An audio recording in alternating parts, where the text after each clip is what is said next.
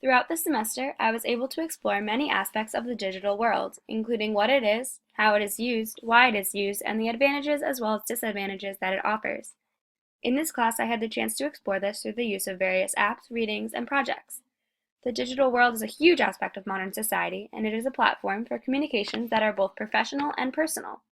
This digital world, as well as the wide use of modern technology, is expanding every day.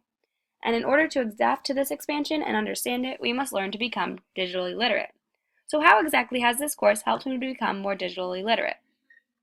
In Cynthia Self's Technology and Literacy in the 21st Century, The Importance of Paying Attention, she stresses the importance of being technologically literate in the modern world, and how the world is revolving completely around technology, and it has become a part of our language and culture.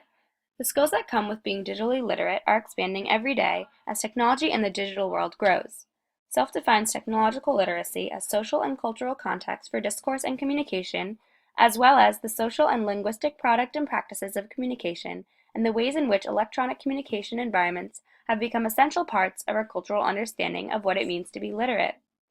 Today we must know how to understand technology, to find information, filter the information, and respond to it, and understand the impact that technology has on the world. As a student studying communications, I believe that it is important to participate in our interests online. In this course, I was able to find and explore my online interest community by creating a blog. This assignment not only gave me a professional voice in the digital world, but also allowed me to research and expand upon my interests using technology. Each week I posted on my blog, utilizing my skills to search for information on the internet, filter that information, and then respond to it. I learned how to write to the public, categorize and tag my posts, and make my blog more visually appealing by adding media to my posts. All of these skills are a huge part of being digitally literate. This gave me the experience that I need to search for information quickly, know where to look for it, and create a voice for myself in an online community. In Reingold's Participation is Power, he discusses the importance of how being present and active in the online world can lead to success.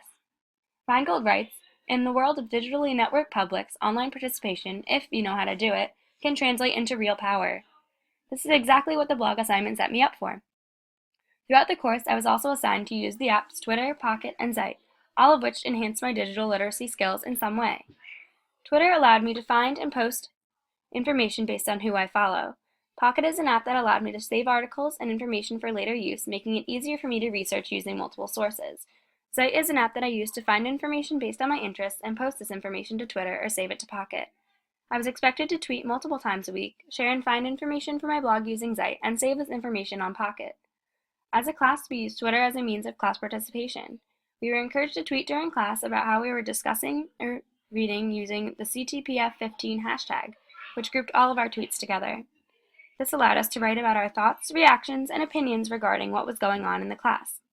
Being able to have class discussions via Twitter made it easier for everyone to participate in class, better understand the readings, and communicate with each other without having anyone to interrupt. While using these apps, it was important for me to reflect on how exactly they were improving my ability to understand and use technology. In Kevin Kelly's article, Becoming Screen Literate, he wrote, "We are becoming people of the screen.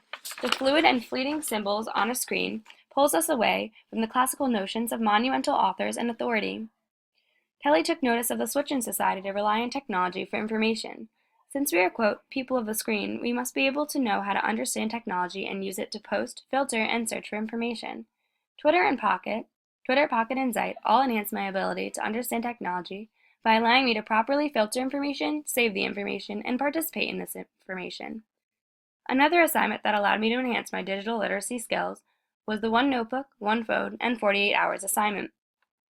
For this, I was expected to record all of my phone usage for a 48-hour period. This included what activities I used my phone for, what kind of interaction the activity was considered, and for how long I did the activity. This assignment was extremely eye-opening and allowed me to see both the advantages and disadvantages that modern technology can have. Over the assignment, I had used my phone 111 times and for a total of 5.4 hours. I was somewhat disappointed in myself because I now saw how much my phone distracted me from school and activities that required face-to-face conversation. However, in a fast-paced and tech-savvy society, it is a good thing to frequently use technology and know how to properly use it. This improved my digital literacy skills by making me aware of how I was utilizing my phone and encouraged me to cut down on my use of technology in ways that were not considered productive. The assignment ties in with Nancy Bame's personal connection in the digital age. In this article, Bame discusses new media and technology today and how they create a new form of communication that allows us to communicate solely through contact that is not face-to-face. She states, the separation of presence of communication offers us more control over our social worlds, yet subjects us to new forms of control, surveillance, and constraint. This explains how the removal of face-to-face conversation can be more comfortable for us because it gives us more control over the ways in which people see us. However, it does take away from more personal forms of communication. Through the phone use assignment, I was able to realize exactly what Bame is explaining. However, since I am so well adjusted to modern technology, I know how to use it in the most effective ways possible. Another big focus of the course was defining what it means to be creative. I learned that creation comes from the influence of work of others. After becoming influenced by someone else's works, we, quote, remix it, improve it, and make it our own. In Kirby Ferguson's video, Everything is a Remix, he defines the term remix as to combine or edit existing material to produce something new. Ferguson also explains how remixing is easy and consists of copying materials, transferring them, and combining them. This skill is easy but can also be considered a skill needed to become digitally literate. Being able to remix something requires one to understand what they are remixing, how they are using this information, and how they can improve it and display it to the public. In this course, I remixed by writing about information gained from other sources in my blog, and creating my own poster with a group that was based on the words of Ferguson, using photos and words from existing magazines. Overall, the course focused on developing my digital literacy skills.